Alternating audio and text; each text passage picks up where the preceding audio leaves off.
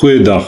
Ons kyk weer na die evangelie, die goeie nuus van Jesus Christus, dit wat bykans 2000 jaar terug gekom het vir elke mens. En dan gaan dit basies oor geloof, die werklikheid. Hebreërs 11 vers 6 sê, sonder geloof onmoontlik om God te behaag. En dan is dit belangrik as ons gaan kyk na byvoorbeeld Romeine 10 vers 13 wat sê, dat elkeen wat die Here aanroep sal gered word. Hy sê, maar hoe kan hulle iemand aanroep in wie hulle nie geglo het nie? En hoe kan hulle glo in iemand wat hulle nie van hoor nie? En dis belangrik, en dan praat hy verder, Romeine 10 vers 17, dan sê die skrif vir ons, geloof kom deur die gehoor en gehoor deur die woord van God. So wanneer ons nie die woord van God nie, hy sê, hierdie evangelie is die krag van God.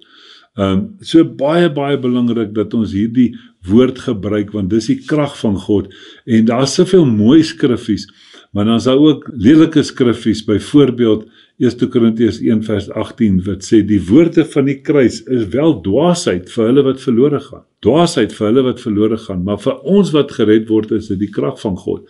Daar is soveel mense wat die woorde van die kruis afskiet, die werklikheid van die sukses van Jesus Christus aan die kruis, die afgehandelde werk, ek praat daarvan baie keer sommer as die na-kruis boodskap, dit is so belangrik, en wanneer ons gaan kyk na die evangelie, en ons praat van die geregtigheidsboodskap, dat God jou in Christus, ek dink die maklikste is om te sê, 1 Korintiërs 1 vers 30 sê, dat dit is alles uit God, wat vir ons geword het. Hy het ons in Christus gesit, en Christus het vir ons geword, 1 Korintiërs 1 vers 30, ons wysheid, ons geregtigheid, ons heiligheid en ons verlossing. Met ander woorde, jy is heilig omdat hy dit vir jou geword het. Jy is geregtig omdat hy dit vir jou geword het.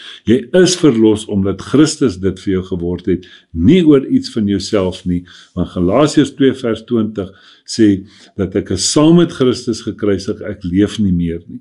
Maar die lewe wat ek nou leef, is die lewe van Christus natuurlik.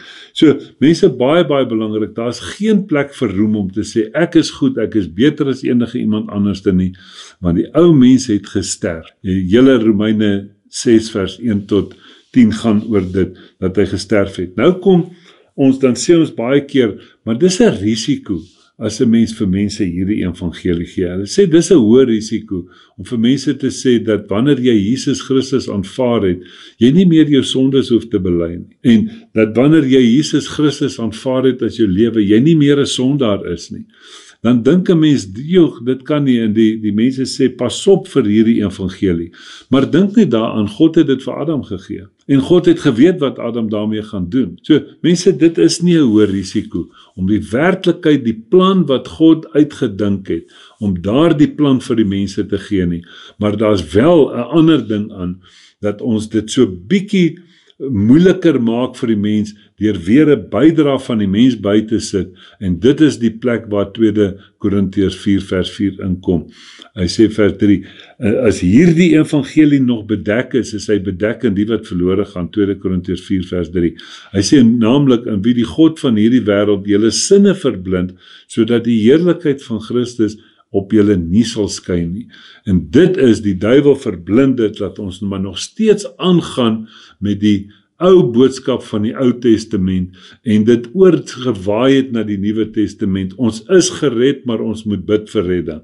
Ons is verlos, maar ons moet die Here smeek om ons te verlos. Die Here God het in Christus sy genade op ons uitgestort. Hy sê, uit sy volheid het julle almal ontvang genade op genade, maar ons bid elke dag, ag Here, wees ons genadig. Jy sien, dit is daai ding wat oorgespoel het. Hy sê, nee, hy sê, jy kan nie nuwe lap aan 'n ou stuk kleed vassit nie. Jy kan nie nuwe wyn in 'n ou wynsak gooi nie. Hy sê, dan gaan alles verlore. En dis waarmee ons besig is. Alles gaan verlore, omdat ons die twee probeer meng. Maar daar is 'n nuwe werklikheid, 'n na-kruis boodskap. En dan kom Jesus, dan verduidelik hy vir hulle in Matteus 20, so van vers 15, dan praat hy oor die gelykenis wat hy vertel van die mense wat op verskillende tye gehuur is. En dan kom die mense, dan moan hulle, dan sê hulle, maar ons het heeldag gewerk. Nee, dis die Jode, heeldag gewerk, en nou kom die heidene en hulle kry dit in die laaste uur. Dan sê Jesus vir hulle, die Heer sê, waarom moan julle omdat ek goed is? Hy sê, dis my goed, ek kan dit mos gee en soos ek wil, vir wie ek wil. Jy sien, dit is baie belangrik. Hier is God se plan waarmee ons besig is. En hy doen sy plan, nie jou plan nie. Met ander woorde, alles gaan oor die ouwe en die nuwe. Die ouwe is uit, die nuwe het gekom. 2 Korintiërs 5 vers 15 sê, as een vir almal gesterf het, dan het almal gesterf. Hy sê, en hy het vir almal gesterf, sodat die wat leef nie meer vir hulle self leef nie, maar vir die een wat vir hulle gesterf het en opgewek het. Die 17de vers sê, daarom as iemand in Christus is hy 'n splinter nuwe skepping. Die ou dinge het verbygegaan, kyk, die nuwe het gekom. Dis nie 'n vermenging nie, die ouwe is verby. Die oomblik wat jy daardie werklikheid van Jesus aanvaar, sê Efesiërs 1 vers 13, gaan lees hom, ek gaan nou weer sê nie, word jy verseël met die belofte van die Heilige Gees, maar jy moet nie net hoor nie, jy moet hoor en glo. So die werklikheid daarvan, mense, die probleem wat ontstaan het, sê Romeine 6 vir ons, vers 23, hy sê, want die loon van die sonde is die dood. Nou daar stop ons. Ons weet, God het gesê, as jy van die verkeerde boom eet, gaan jy sekerlik sterf. En dit is, onthou, die mens was gees, siel, liggaam, dis alles in die gees. God, Johannes 6 vers 63 sê, Jesus sê self, die woorde wat ek tot julle spreek is gees en is lewe. Die vlees tel vir niks. So met ander woorde, hier praat hy sê, dat ons is gees, siel, liggaam, die mens het geestelik gesterf. En nou kom hy en nou sê hy, maar dis nie al nie, die hele skrif van die begin af gaan oor 2. Die boom van die lewe, die boom van die kennis van goed en kwaad. Lig, duisternis, ouwe, nuwe, wet, genade. Dis alles werk in 2. So hier gaan hy ook, die loon van die sonde is die dood, maar die genadegawe van God is die ewige lewe in Christus Jesus ons Here. Met ander woorde, sien nie die 2. Ons moenie by die dood vasstop nie. Ons moet gaan sien dat die genadegawe het gekom 2000 jaar terug en dit is die ewige lewe in Jesus Christus en dis hoekom dit die goeie nuus is. Nou, kom ons gaan kyk na die ouwe en die nuwe. Vir my so belangrik as ons gaan kyk, ek wil dit in Lukas 24 wil ek net vir ons sê, ons moet gou daar gedeeltetjie gaan kyk, Lukas 24. Ons kyk so daarna vers 15, en terwyl hulle praat en mekaar ondervra, kom Jesus self nader en loop met hulle saam. Met ander woorde, dis nou na die kruisiging loop die Emmausgangers, hulle is nou pad terug huis toe, en hulle loop en skop stof op met hulle koppe gesak, moedeloos gewees, en nou loop hulle terug oor hierdie gebeurtenis wat praat van Jesus, en nou sluit Jesus by hulle aan, maar hulle oë is weerhou sodat hulle hom nie kon herken nie. Mense, belangrik, die Ou Testament gaan daaroor, Jesus sê as baie dinge wat verborge is, mag geopenbaar sal word na die kruisiging en die opstanding, nie voor die tyd nie. Hy sê vir hulle, watter woorde is dit wat julle met mekaar loop en wissel, en waarom is julle so bedroef? En die een sê, wie sy naam Kleopas was, antwoord en sê vir hom, is u alleen 'n vreemdeling in Jerusalem en weet u nie van hierdie dinge wat in hierdie daar gebeur het nie? En hy sê, watter dinge? En hulle antwoord hom, die dinge aangaande Jesus, die Nasarener, wat 'n profeet was, kragtig in werk en woord en voor God en die hele volk, en hoe ons owerpriesters en owerstes hom oorgelewer het tot die doodstraf en hom gekruisig het. En ons het gehoop dat dit hy is wat Israel sou verlos, maar nou is dit vandag met die derde dag vandat dit plaasgevind het. En nou gaan hulle verder, hulle sê, en sommige vroue het gesê, nou is hy nog gesteel ook. So, ons het so gehoop op Jesus. En toe het hy gekom en daar het hulle hom gevat en het hom in 'n kruis vasgeslaan. En toe sterf hy, toe het hulle hom gaan begrawe. En nou sê die mense dat iemand het hom nou nog kom steel ook. Jy sien, dit is wat die mens is en dis waar ons tot vandag is. Ons verstaan nie hierdie werklikhede nie. En ons is moedeloos baie keer. En hy sê vers 25 vir hulle, o onverstandiges met harte wat traag is om te glo, alles wat die profete gespreek het. Mense, wat belangrik is, Jesus sien hierdie ouens verstaan nie. En hy begin daar in die begin. En hy vat hulle deur hierdie hele ding. En dit wat ek nou vandag ook wil doen. Ek wil vir julle wys dat die ouwe verby is. Nee, hy sê, om te verstaan, te glo alles wat die profete gespreek het, moes die Christus nie hierdie dinge ly en in sy heerlikheid ingaan nie. Hy het hulle gesê, 3 dae ek gaan sterf en na 3 dae gaan ek opstaan. Hy het dit vir sy disippels gesê. Hy sê, maar gaan wag vir my. Want ek gaan opstaan, dan gaan ek na julle toe kom. Nou kom Jesus, Markus 16, hy beklei met hulle, hy sê vir hulle, hoekom het julle nie geglo nie? Toe gaan julle maar terug op julle pad, moedeloos, alles is nou verby.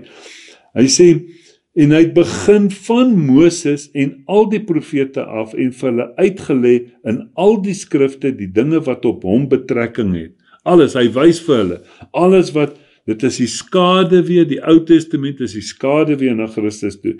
Daarop kom hulle by dorp waarheen hulle op reis was en hy het gemaak of hy verder wou gaan. Hy het net gemaak, hy wou nie verder gaan nie, hy het gemaak, want dit is iets wat moet gebeur.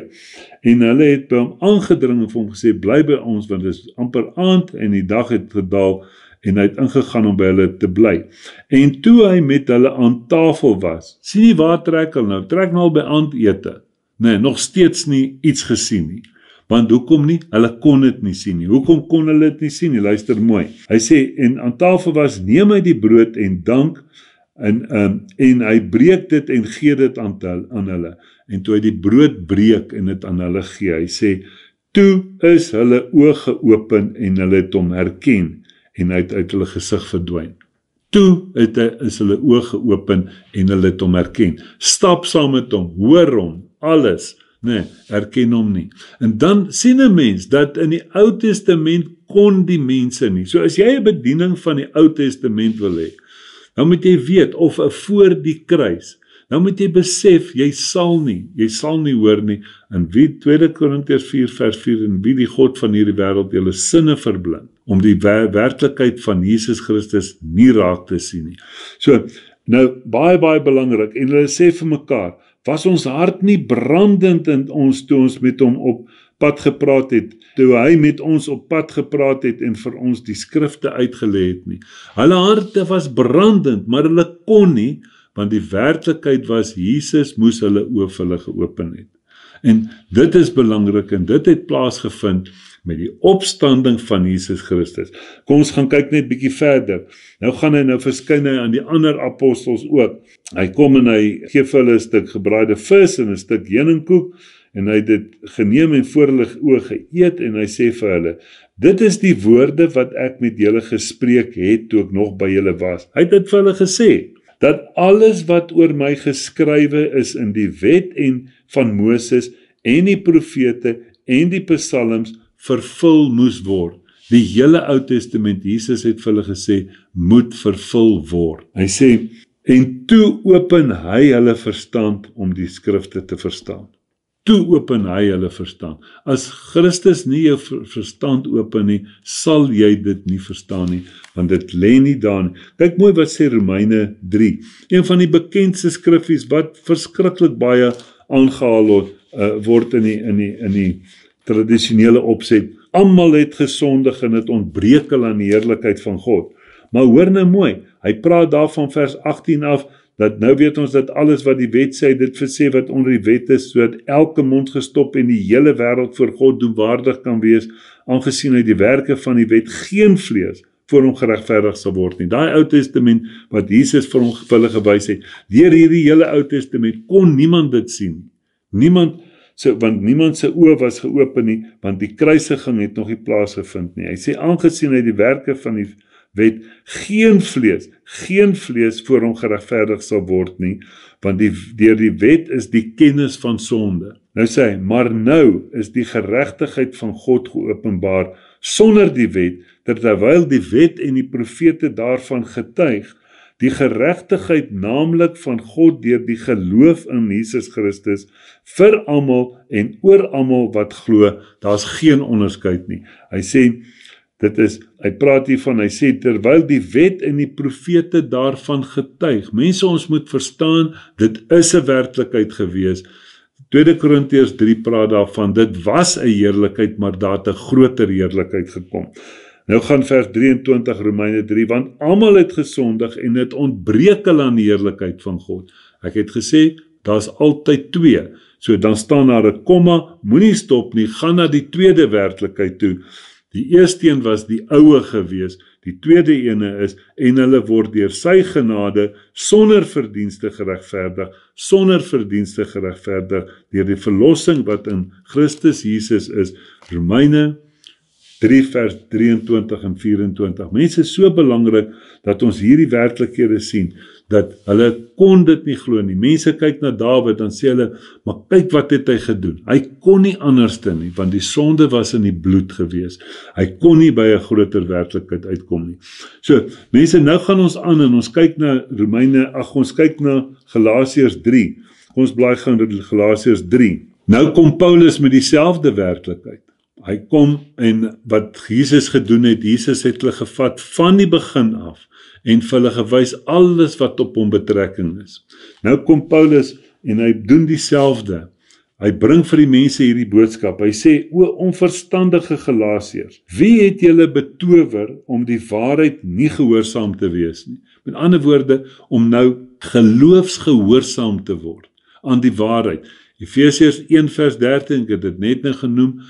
Hy sê, in wie julle die woord van die waarheid, die evangelie van julle redding, dis die nakruisboodskap, nadat jy dit gehoor het en dit geglo het. Baie mense hoor dit. Ek het baie Bybels in my lewe gehad, ek het daai gedeeltes gelees in die Bybel, maar ek het dit nooit geglo nie. Nou het ek 'n gelowige geword, jy sien, en ek het begin glo dit wat God in Christus gedoen het, sonder geloof, onmoontlik om God te behaag, sê Hebreërs 11. Hy sê die waarheid nie gehoorsaam te wees nie. Julle, voor wie se oë Jesus Christus afgeskilder is as onder julle gekruisig. Afgeskilder as onder julle gekruisig. Dit alleen wil ek van julle weet. Het julle die Gees ontvang uit die werke van die wet, die oue, of uit die prediking van die geloof, die nuwe? Jy sien, die skrif herhaal hom van Habakuk 2, Romeine 1 vers 17, Galasiërs 3 vers 11, Hebreërs 10 vers 38, die regverdige sal nou net uit die geloof lewe, uit die geloof, jy gaan uit die geloof trek, want dis nou jou werklikheid, dis jou bankrekening, is die geloof. Net geloof is dit wat vir God aanvaarbaar is. Jy moet gehoorsaam word aan geloof. Nou sê hy, hierso, dit alleen wil ek weet of het julle die Gees ontvang uit die werke van die wet, of uit die prediking van die geloof? Is julle so onverstandig, nadat julle met die Gees begin het, eindig julle nou met die vlees. Mense kom en hulle het hierdie werklikheid en hierdie ywer vir God, en hulle kom na God toe en sê, Here, vergewe my, Here, ek lê my ou lewe af, ek neem u lewe aan, ek sien u het vir my sondes gesterf, u is nou my lewe, Here, en ek bly net by u. Dis die geestelike werklikheid. En die volgende dag, dan kom jy, dan probeer jy nou maar weer, daardie lewe van Jesus wat jy aanvaar het, die lewe van Jesus, nou probeer jy daai lewe verbeter, want kyk, jy ou lewe is mos afgelê. Jy sien, nou kom Paulus nou sê hy, julle voor wie se oë Christus, Jesus afgeskilder is, as gekruisig. Begin by die Genesis, toe die mens sondig, toe kom God en hy sê, hoekom is julle gaan wegkruip? Hy sê, ons is naak. God vat die vel en hy beklee hulle. Met die vel, met 'n vel, maak hy vir hulle rokke. Met ander woorde, hy sê vir hulle, ek gee vir julle bekleding, maar hierdie bekleding gaan net 'n tussentydse bekleding word. Want ons weet in die Nuwe Testament sê hy, beklee julle nou met Jesus Christus. Jy sien, daardie was net 'n skaduwee. Dit was iets wat oor en oor gedoen moes word, die offerandes, oor en oor. Maar die Nuwe Testament, 'n eenmalige bekleding met Jesus Christus. Hy gaan verder, Jesaja 9 vers 5, dan voorspel Jesaja, dan sê hy, wanneer, want God se die boeke is van begin tot einde voor hom. Hy weet daar gaan 'n punt kom wat jy Jesus aanvaar as jou lewe. Hy sê, Kolossense 1 vers 26-27, hier verborgenheid, wat vir eeue en geslagte verborgen was, maar nou geopenbaar is, toe hulle oë geopen is. Nee, jy sien, naamlik Christus in julle. Toe wil God hê, jy moet verstaan wie is in jou as Christus in jou is, want Christus is in die Ou Testament beskryf, hy sê, 'n kind is vir ons gebore, 'n seun is aan ons gegee, en die heerskappy is op sy skouers. Nie op die regering, op sy skouers. Dis die een wat nou jou lewe is, dis die een wat nou in jou is. En hy word genoem wonderbaar, Raadsman, sterke God, ewige Vader, vredevors. Verstaan jy hoekom die skrif sê, groter is hy wat in my is as hy wat in die wêreld is? Want dit is wonderbaar, Raadsman, sterke God, ewige Vader, is nou my lewe, nie meer daar buite, nie ver nie, nie soos met Daniel se 3 vriende buitekant hulle nie, maar nou in ons. Mense, hierdie, Paulus sê, Christus is afgeskilder onder julle. Daar in Getsemane het, of voor ek nou daar kom, kyk gou na die profesie van die Ou Testament, in Psalm 22, dan, ek het altyd Psalm 23, as ek bietjie moeg is dan lees ek nou Psalm 23, want as ek so bietjie aan die slaap raak, ek ken hom dan, nou kan ons sommer verder gaan, maar nooit gesien, wat is die Psalm voor hom nie. Kyk na Psalm voor hom, hy sê, hy haal vers 2, hy sê, my God, waarom het U my verlaat? Vers 7, maar ek is 'n wurm en geen man nie, 'n smaad van die mense en verag deur my volk. Vers 9, Psalm 22, laat dit dan aan die Here oor, laat hy hom red, laat hy hom bevry, hy het mos behaan hom. Jy sien, dan is dit Jesus se kruiswoorde, wat honderde jare voor Jesus gekruisig is, al voorspel was. Jy sien, dis die oue. Maar nou moet ons nie bly by die kruiswoorde, die voorspellings nie. Ons moet by die werklikheid kom, die sukses van dit wat aan die kruis plaasgevind het. Vers 16, hy sê, my krag is verdroog soos 'n potskerf en my tong kleef aan my verhemelte. En U lê my neer in die stof van die dood, want honde het my omsingel en bende kwaaddoeners het my omring. Hulle het my hande en my voete deurgrawe. Jesus se kruiswoorde. Hy gaan verder, dan sê hulle hierso, dan sê hy, vers 19, hulle verdeel my klere onder mekaar en werp die lot oor my gewaad. Mense, so 'n groot bewys, die werklikheid van die evangelie. Lang terug voorspel, maar dit het nou waar geword. Nou sê Paulus, dis afgeskilder onder julle. En dan gaan hulle, en in Johannes 17, dan bid Jesus in Getsemane, dan sit hy met daai beker en sê, Vader, maak hulle een soos wat ons een is. Herstel dit wat in Genesis fout gegaan het. Soos wat ek in U in my, dat ek in hulle in my kan wees, sodat ons almal weer een kan wees. Jy sien, die vervulling van Psalm 22, dat ons weer een kan wees. Nou sê Paulus hier vir hulle, is dit nie genoeg bewyse dat Jesus vir ons gesterf het nie? Mense, dis die oue en dis die nuwe.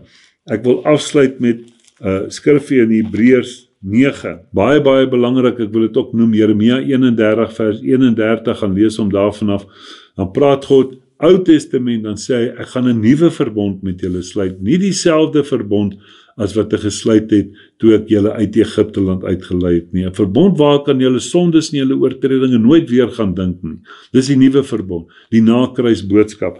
Hy praat in Hebreërs 8, hy sê, vers 13, selfe woorde aan julle sonde en julle oortredinge nooit meer dink nie, en as hy sê 'n nuwe verbond, dan het die eerste oud gemaak, en wat oud word, is verouder en naby die verdwyning. Nou kom hy by Hebreërs 9, dan sê hy, praat hy oor die offerhandes wat die mense gedoen het, dan sê hy hier in vers 10, hy sê, omdat dit bestaan het in spys en drank, en verskillende wassinge en vleeslike verordeninge, wat opgelê is, tot op 'n tyd van herstelling, die kruis. Dan sê hy, maar Christus, wat opgetree het as hoëpriester van die toekomstige, dit was die oue tot op, nou die toekomstige, wat opgetree het as die hoëpriester van die toekomstige weldade, het deur die groter en volmaakter tabernakel, wat nie met hande gemaak is nie, dit wil sê wat nie aan hierdie skepping behoort nie, ook nie met die bloed van bokke en kalwers nie, maar met sy eie bloed eenmaal ingegaan in die heiligdom en 'n ewige verlossing teweeggebring het. Dit is die werklikheid van die nuwe wat gekom het. Moenie by die oue bly nie, moenie in die skaduwee sit. As die lig kom, dan verdwyn die skaduwee, want moet ons in die lig sit. Johannes 1 sê, die waaragtige lig was aankom wat die hele wêreld verlig. Dis die boodskap, die goeie nuus van Jesus Christus. Amen.